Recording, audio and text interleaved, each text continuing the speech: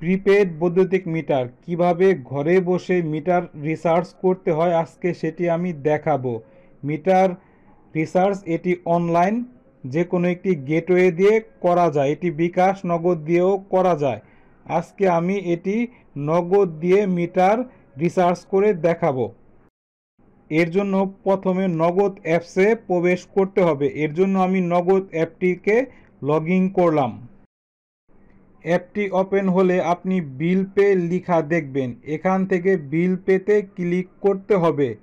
এখানে আপনি বিল পেতে আসলে দেখবেন বিল পের যে ধরন রয়েছে সেটি সিলেক্ট করতে হবে। আমি এখান থেকে এটি সিলেক্ট করলাম।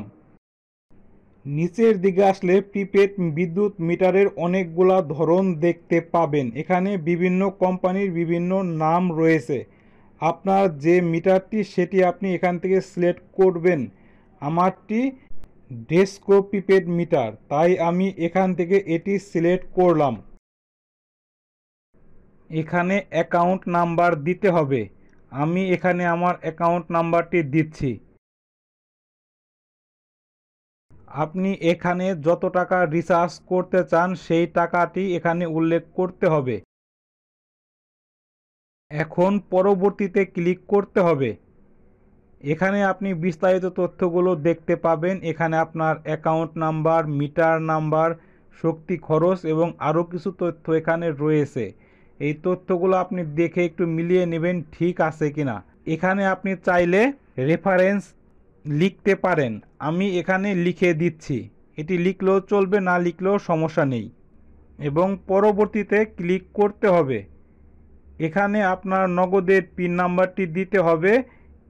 পিন নাম্বার দেওয়া হয়ে গেলে পরবর্তীতে ক্লিক করতে হবে। এখানে কিছু সময় ট্যাপ করে চাপ দিয়ে ধরে রাখতে হবে। এখানে ধরে রাখলেই আপনি দেখতে পাবেন বিল পেটি সম্পূর্ণ হয়েছে, এটি স্ক্রিনে দেখাবে। আপনি যে মিটারে টাকা বললেন এর একটি রিসিপ্ট আপনি নগদ অ্যাপস থেকে দেখতে পাবেন। এর জন্য রিসিপ্ট দেখেন লেখা রয়েছে, এখানে ক্লিক করতে হবে। এখানে ক্লিক করলে এরকম আপনার রিসিপ্টটি দেখাবে। টেকনোলজি বিষয়ক নতুন নতুন ভিডিও পেতে টাইপস টেকনোলজি চ্যানেলটি সাবস্ক্রাইব করবেন।